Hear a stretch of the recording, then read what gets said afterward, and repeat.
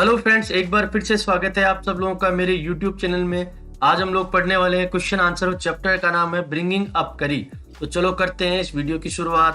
पहला क्वेश्चन है, the enclosure in which Kari lived had a thatched roof that lay on thick tree stumps. Examine the illustration of Kari's pavilion on page number 8 and say why it was built that way. जो छोटा सा घर करी के लिए बनाया गया था, जो कच्चा घास फूस से बनाया हुआ था, उसकी छत जो थी कच्ची घास फूस से बनाई हुई थी, जो मोटे मोटे जो लकड़ी के जो पिलर होते हैं उस पे रखा गया था, उसके जो घर है उसके बारे में बताइए कि वो घर इस तरह से क्यों बनाया गया था। Curries Pavilion was built under A thatched roof having it support on A thick tree trunk. करी की जो पेविलियन है वो एक थैच्ड रूफ, घास फूस की जो छत होती है उसके सहारे से बनाई गई थी और उसमें एक बहुत बड़ा ट्री का जो मोटा ट्रंक है, तना है, वो काम में लिया गया था इसको सहारा देने के लिए। The support was necessary to save the roof from falling down when he moved about and bumped against the bamboo poles.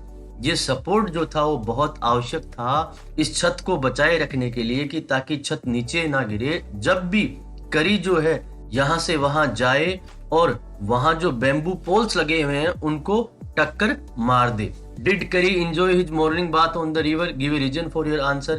क्या करी को जो मॉर्निंग का जो बाथ है वो अच्छा लगता था? अपने जवाब के लिए कारण दीजिए। Yes, Kari love to be taken to the river for his bath. हाँ, करी को बाथ के लिए ले जाना अच्छा लगता था। He lay down on the sand bank. वह नदी के किनारे जो मिट्टी है उस पर लेट जाया करता था। The narrator rubbed his body with clean sand. Narrator जो है उसकी बॉडी को साफ मिट्टी से रगड़ा करता था। Then he washed his body with water. फिर वो उसे पानी से नहलाया करता था। He used to make sound joyfully. और वो हंसी खुशी वाली आवाजें किया करता था। फाइंडिंग गुड ट्विग्स फॉर करी टुक ए लॉन्ग टाइम। व्हाई? करी के लिए खाने के लिए अच्छी ट्विग्स जो है उसको प्राप्त करने में बड़ा लंबा समय लगता था। क्यों? The narrator had to work hard to gather soft new twigs for Kari. He had to climb all kind of trees. The narrator had to work hard to gather soft new twigs for curry. Narrator को बहुत अधिक मेहनत करनी पड़ती थी अच्छी ताजा मुलायम twigs करी के लिए ढूंढने के लिए। He had to climb all kind of trees. उसे विभिन्न प्रकार के पेड़ों पर चढ़ना पड़ता था। If the twigs were deformed, curry refused to eat them. अगर ट्विग्स जो हैं, ये छोटी शाखाएं हैं, अगर सही आकार में नहीं है तो करी उन्हें खाने के लिए मना कर दिया करता था। Why did करी push his friend into the stream? करी ने अपने दोस्त को, उस लेखक को उस नदी के अंदर क्यों धकेला, क्यों वहां नदी के अंदर लेके गया? करी pushed his friend the narrator into the stream because a boy was drowning in the water. करी ने अपने दोस्त को इस नदी में इसलिए धकेला क्योंकि एक बच्चा वहां डूब रहा था। करी himself could not save and carry the boy to the shore. करी जो है खुद अपने आप इस बच्चे को नहीं बचा सकता था और उसे किनारे लेके नहीं आ सकता था। Kari was like a baby. What are the main points of comparison? Kari जो एक बच्चे की तरह था, उसकी तुलना के कौन कौन से पॉइंट दिए गए हैं? Kari was like a human baby. Kari एक मानव के बच्चे की तरह था. He had to be taught a few lessons to become good. उसे कई अच्छे सबक सिखाने पड़ते थे ताकि वो अच्छा बना रहे.